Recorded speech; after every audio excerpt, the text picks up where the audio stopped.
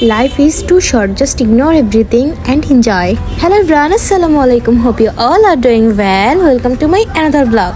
আমি কিন্তু আমার আগের একটা ভিডিওতে বলেছিলাম কুইন বিস গ্রুপ থেকে কিন্তু ট্যুরে নিয়ে গিয়েছিল, তো ওই হিসেবে শপিং ব্লগটাই আপলোড করেছিলাম। এখন হচ্ছে ওই ট্যুরের ব্লগটাই আপলোড করছি। হয়তো একটু লেট হয়ে গিয়েছে, কারণ তারপর এক একটা প্রোগ্রাম পড়ছে, আবার ঘুরতে যাচ্ছি, ওই হিসেবে আমার আসলে আর এডিট করা হয় না। এই ট্যুরটা নিয়ে কিন্তু অনেক বেশি এক্সাইটেড ছিলাম, কারণ সবাই মিলে ফার্স্ট টাইম ট্যুর দিচ্ছিলাম, তো ওই জন্য আর কি। কারণ এর আগে হ্যাং আউট ছিল, ওটাও কিন্তু খুব বেশি ভালো লেগেছিল। এরপর এটা সেকেন্ড টাইম ছিল। এই গ্রুপটাতে অ্যাড হওয়ার পর থেকে অনেকের সাথে পরিচয় হয়েছিল, অনেকের সাথে কথা হয়েছে, অনেক বেশি ভালো লেগেছে সবার সাথে মিশে। আসলে এই গ্রুপে থাকলে না নিজেকে কখনো একা ফিল হবে না, কারণ এখানে কথা বলার জন্য সঙ্গীর কিন্তু অভাব হবে না।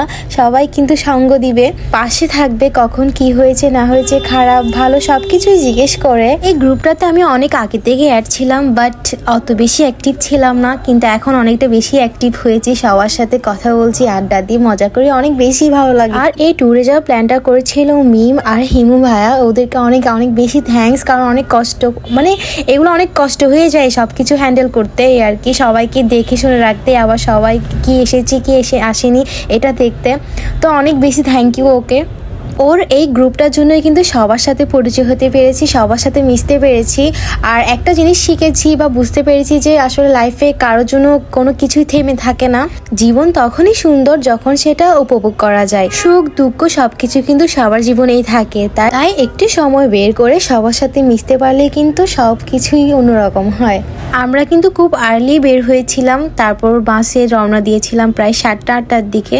কয়েক ঘন্টার ভিতরে আমরা পৌঁছে গিয়েছিলাম, অনেক এনজয় করতে করতে, যার জন্য আমাদের অতটা বেশি বোরিং লাগেনি। সবাই কিন্তু অনেক গান করেছে, নাচ করেছে, অনেক বেশি ভালো লেগেছিল। আমরা কাপ্তাই লেক শোরে গিয়েছিলাম, ওর এখানে অনেক ফ্রুটস বিক্রি করছিল পাহাড়ি, যেখানে আনারস ছিল, ডাব ছিল, তারপরে বড়ই, তেঁতুল, এগুলো অনেক কিছুই ছিল। তো ওইখান থেকে আমরা আনারস খাচ্ছিলাম, এটা নাকি অনেক বেশি ওখানকার পপুলার আর কি। তবে কিন্তু এখন আনারসের সিজন না, যার জন্য তেমন ভালো লাগেনি। তবে আগের বার গিয়েছিলাম তখন অনেক বেশি ভালো ছিল আনারসগুলো। তো যাই হোক, আমরা অনেক ফটো সেশন করেছিলাম, অনেক ভিডিও করেছি, যার জন্য একটু একটু করে আপনাদের সাথে শেয়ার করছি আর কি। ইমতিয়াজকে কিন্তু নিয়ে যাওয়ার কোনো কথাই ছিল না, বাট আনফর্চুনেটলি ও মানে ডে অফটা পেয়ে গিয়েছিল ওই টাইমে। তো আমরা দুজন একসাথে যেতে পেরেছি, না হয় কিন্তু আমি একা একাই বোরিং ফিল করতাম, কারণ সবাই কিন্তু কাপল মানে হাজব্যান্ড নিয়ে গিয়েছিল। এই হেলিপ্যাডে উঠে ভিডিও করার জন্য কত কষ্ট করে যে উপরে উঠতে হয়েছিল। তারপর উপরে যখন এই দৃশ্যটা দেখেছি অনেক বেশি ভালো লেগেছে। আমরা কাপ্তায় প্রায় অনেকক্ষণ ছিলাম, তারপর নাস্তা করেছি, ওখান থেকেও কিন্তু নাস্তা দেওয়া হয়েছিল সকালে, অনেক কিছু ছিল। তো এরপর আমরা চলে যাচ্ছিলাম লাঞ্চ করার জন্য বোটে, কিন্তু আমরা অনেক বেশি এনজয় করেছি। আমরা বোটে করে লেক শোর রিসোর্টে গিয়েছিলাম আর কি। অনেকে কিন্তু সুইমিংয়ে গিয়েছিল, বাট আমি সুইমিংয়ে নামতে অনেক বেশি আমার আনইজি লাগতেছিল, যার জন্য আমি যাইনি।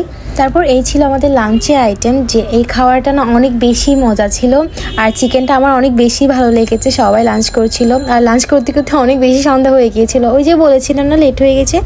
সো দ্যাটস ইট, আজকের ভিডিওটা এই পর্যন্ত। See you the next video. Don't forget to like, comment, share. By.